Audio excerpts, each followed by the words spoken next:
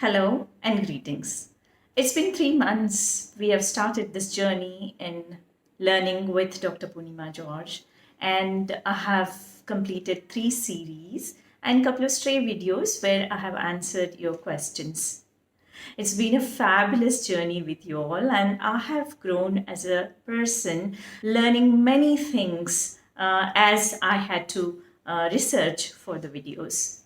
So I shall thank you all for being there with me and pushing me to create this content. In my last video, I had asked you the question, can we use two hats in a sentence? And I'm extremely happy that one master Swaraj Rathod has given me the correct answer. And he has even given, example as well. But after that, like after giving the example, he has missed a point or two, which of course I'm going to deal with now. So congratulations to you, Swaraj, and also to those people who might have thought about this aspect and couldn't make any decision. Some of you may find it funny, and some of you may not even agree if I tell you that we can use two hats in a sentence. Yes, we can use two hats together in a sentence. Such exciting things will be done through my videos. So please do like, share, and subscribe to my channel so that we are involved in this journey of learning. Come, let's learn English together. As in my last video, we were discussing about the various forms of the verbs. I had told you verbs can be used in 5 forms, but most importantly, we had discussed about 3 forms. And those 3 forms are present tense, past tense, and past participle. So these are the 3 forms which invariably we use in our sentences. For example, let us take the verb do. Do is the simple present tense. What is the past tense of do? That is did. And what is the past participle of do? That is done. So do, did, done. In the same fashion, let us take the verb be. The form of verb be in present tense are am and is. Am and is in present tense, they get changed to was, and that in turn gets changed to been in past participle form. Right? In the same fashion, in my last video, I had told you that have and has can be used in present tense and present perfect tense sentences. Right? I hope you remember that. Don't get confused about this grammar aspect and all. Forget about the grammar. Just focus on what these words are and how to use them. It's something like a checkered box, and we just have to fix these things up in a proper place, and lo, your language is beautiful. Right? Go back to my last video again. I'm going to give its link in the description box. In that video, I had told you that with the subjects I, we, you, they, you can make use of have. Right? With third person singular, that is he, she, it, you have to make use of has. Right? So have and has in present tense. So what do these have and has become in past tense? In past tense, they become had. And in past participle also, the same form gets retained, that is had. So have or has, they become had in past tense. That in turn gets retained in past participle form. Now we are coming to the answer to the question that I had asked you in the last video. Can we use two hads in a sentence? Yes, we can use.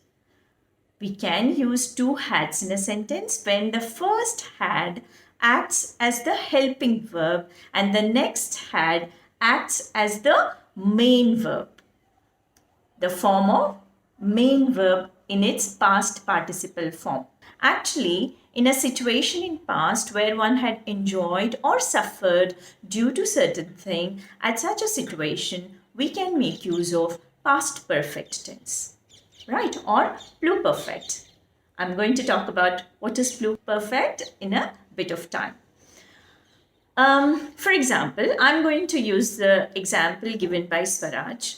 Swaraj sent me this sentence.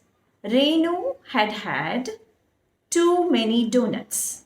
In this sentence, Renu is the subject. First had is acting as the helping verb.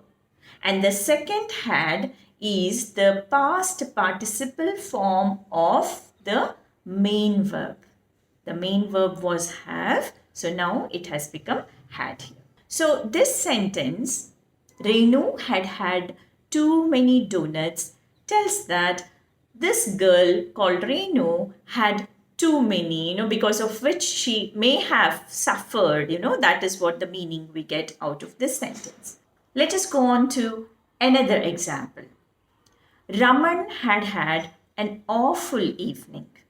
Right. In this case, this Mr. Raman had had an awful evening, that he did not enjoy much of the evening, and he probably has suffered in that evening. So he had had an awful evening. In such situations, we can make use of two hads. I hope I'm making this point clear. To get a hang of this kind of sentences, just keep creating these kind of sentences, right? Create these kind of sentences and use them in your day-to-day spoken English, and that will definitely get you a mastery over the subject. Let me give you another example. Last week, we had a great session, hadn't we? Well, since I have touched upon the aspect of past perfect tense, let me go in depth about this tense, and let me tell you a bit of interesting things about this tense. This tense, which is commonly known as past perfect tense, is also called as pluperfect, which is the shortened form of plusquamperfect, which is in Greek. This tense, which is called as plusquamperfect or pluperfect, or commonly called as past perfect tense, has to be used in such situations where contextually past tense has to be spoken about before an aforementioned time. Am I confusing you?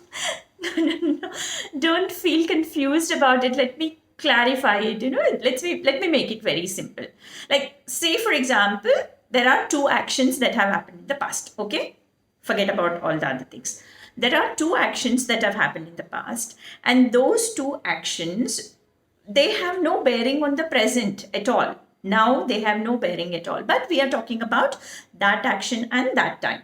In such a situation where these two actions might have happened one after the other, right? It is not necessary that all the past actions have to happen together. No, right? So one action has happened prior, and then another action has happened. Now, in such a situation, and we have to talk about these two past things, the first action, you understand, the first action has to be kept in pluperfect or past perfect tense, and the next action has to be kept in past tense. Is that clear? Right, let me give you an example and it will become clear. All of you know about Tansen, right? Who doesn't know about Tansen? He is considered as one of the gems in Akbar's court.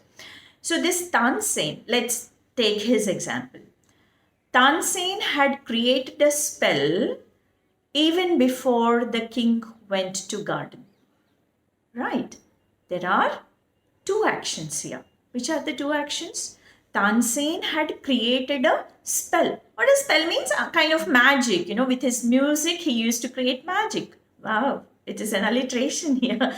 Music and magic. With his music, he used to create magic, spell. So Tansen had already created spell even before the king went to garden. Two actions. One is Tansen had created the spell, king went to garden. Are you understanding? So, even before the king went, this action is, of course, in the past, but then in the near past, Tansen had created the spell. What Tansen did had happened even before the king went there. Therefore, this past action contextually aforementioned time. This king going there is aforementioned time, right? Contextually past to this. That action has to be kept in past perfect tense, right? Tansin had created a spell even before king went to garden. Okay, in such situations, if you have to talk about two past actions, one of which had happened before the other one, that before action has to be kept in past perfect or pluperfect thing, and then the next action has to be kept in past tense. Okay, let me give you another example. Ramaswamis had distributed the gifts before the event started. Yeah, two actions. Ramaswamis had distributed the gifts. Event started. So two actions here. So the first action which happened before the event starting, that action has to be kept in past perfect tense or pluperfect, and next action has to be kept in past tense. Can I give you another example? We all know Amul, isn't it? Amul, the taste of India, right? This brand was created. It is the brainchild of the great Varghese Kurian, and before he created this brand, when he had been to England, he had to undergo a lot of criticism and he had to gulp down a lot of heartbreak, right?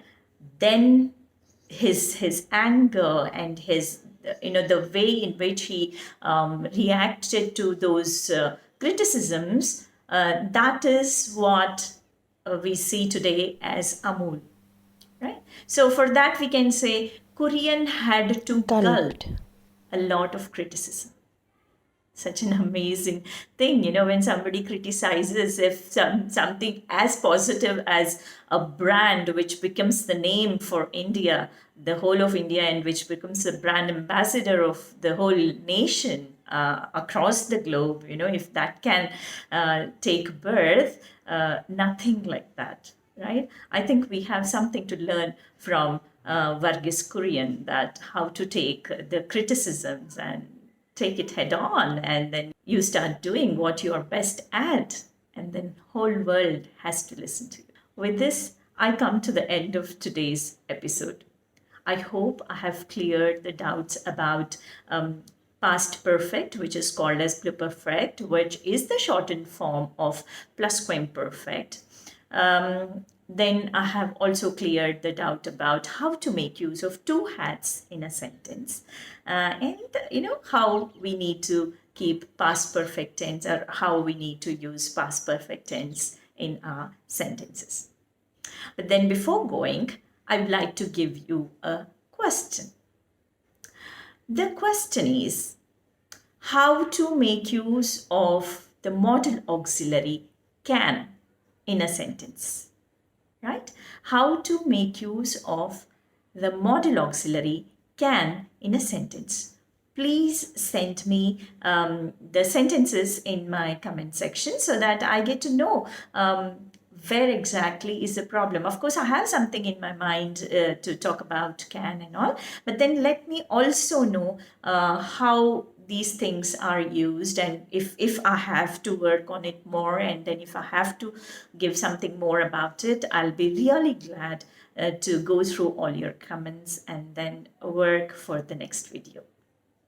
Till I come back to you again, please spread knowledge by sharing my videos and spread happiness. This is Dr. Purnima George taking leave of you. Thank you.